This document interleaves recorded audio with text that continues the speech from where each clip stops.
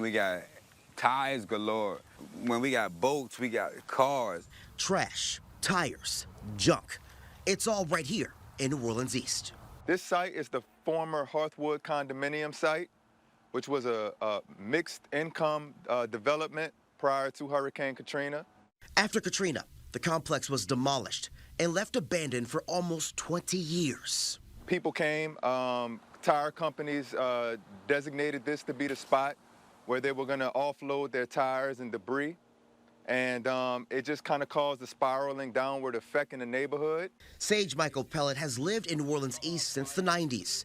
He's also a community organizer and takes pride in making the East a better place. If we don't stop the trash here, and we're not going to be able to enjoy our culture. This is actually killing our culture, and we got to connect the two. Some environmentalists say the large amount of eyesores like this and other issues in the East are example of what they call environmental racism.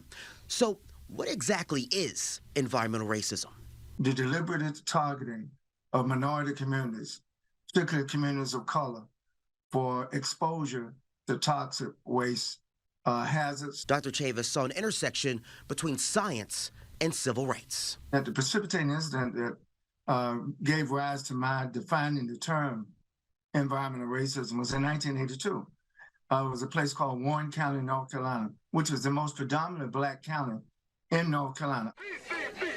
Warren County, North Carolina is where the state decided to have a hazardous landfill storing tons of toxic PCB contaminated soil that came from illegal dumping of toxic wastes along roadways. In response, the NAACP, including Dr. Chavis, staged a massive protest. Over 500 people were arrested. We literally laid ourselves in front of some of the trucks. All over the country, we got hundreds of calls saying, well, they're doing the same thing in my community. That gave rise to the definition of environmental racism. In 1986, Dr. Chavis later conducted a study called Toxic Waste and Race. In it, Chavis looks at every zip code nationwide. The numbers back up his thoughts. Fast forward to 4 decades later, Dr. Chavis says environmental racism is still a major issue. Look what happened in Flint, Michigan. Look at what happened in Jackson, Mississippi. I would say what is going on in East New Orleans is typical of what is going on across the country. WDSU anchor Daryl Ford just gives us an in-depth look at the potentially toxic eyesores and what's being done to make a change in part 2 of Toxic Risk and Race. Is this an example of environmental racism? Unfortunately, it's a perfect example of environmental racism. Plastics and tires, they carry these toxic chemicals that can be carcinogenic. Mackenzie says these toxins could also impact waterways, which could affect animals and our small delicacies, like crawfish. New Orleans City Councilman Oliver Thomas believes some of the problems in the East is due to the lack of business investment. If you look at the area, it's ripe for investment out here. Why did the business community redline this area? Also in the East, Bayou Phoenix closed a deal to buy the old Six Flags property in hopes of redeveloping it with sports parks, a recreation area, and other business developments. The old amusement park shuttered since Hurricane Katrina made landfall back in 2005 and has become an eyesore in New Orleans East.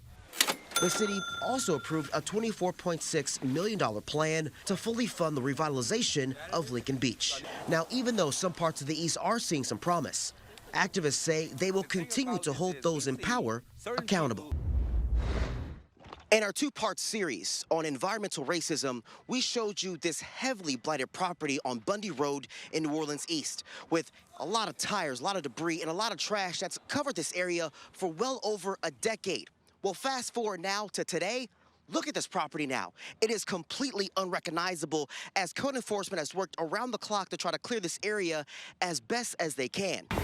A difference 48 hours makes. We cleared a landfill that was abandoned and neglected for 18 years, and today we have development on the land. Activists say it's about time. Now, even though progress is being made, local environmentalists say there's still work to be done to make sure the environment here is still safe. Now, as for this entire property, Mayor LaToya Cantrell will be out here tomorrow to talk about the progress that code enforcement has made, all in hopes of beautifying New Orleans East. In New Orleans East, Daryl Forges, WDSU News.